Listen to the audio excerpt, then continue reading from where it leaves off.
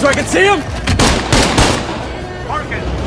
That day, my son was supposed to go to a game, but he got my call on the way. I told him his study abroad application had been accepted. I told him to come home right away. But as he was making a U-turn, because he did not use his turn signal, he was stopped by a passing white cop. The cop told him to put his hands on the steering wheel, but Jack wanted to put his phone on the passenger seat first. So I can see him?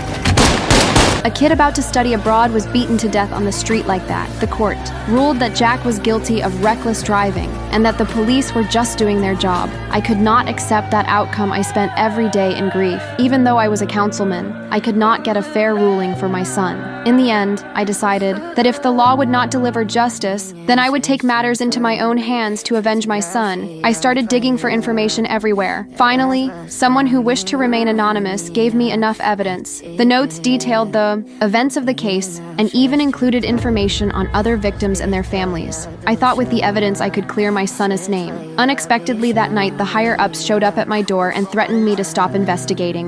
Said the police chief did it to secure his next term. He bribed the mayor to bury the case. I knew I could not beat them alone, so I found other victims, families, and decided to expose the bribe money paid to the mayor. That night, we blew up a car on the street, drawing the guards away from the mayor's house. We rushed upstairs to the safe, but as soon as we went up, we ran into the maid coming out of the bathroom. Luckily, she pretended not to notice and returned to her room. Then we opened the safe and stuffed the room full of cash into our bags. Everything went smoothly, but just as we finished and were about to escape, the mayor himself caught us. We were inexperienced and scared, so we raised our hands. The mayor pulled off my mask. Someone stepped forward to stop him and was shot by the mayor. Another member of our group shot and killed the mayor. We grabbed the money and ran, but when we got into the getaway car, we found it had been hijacked by another mysterious person.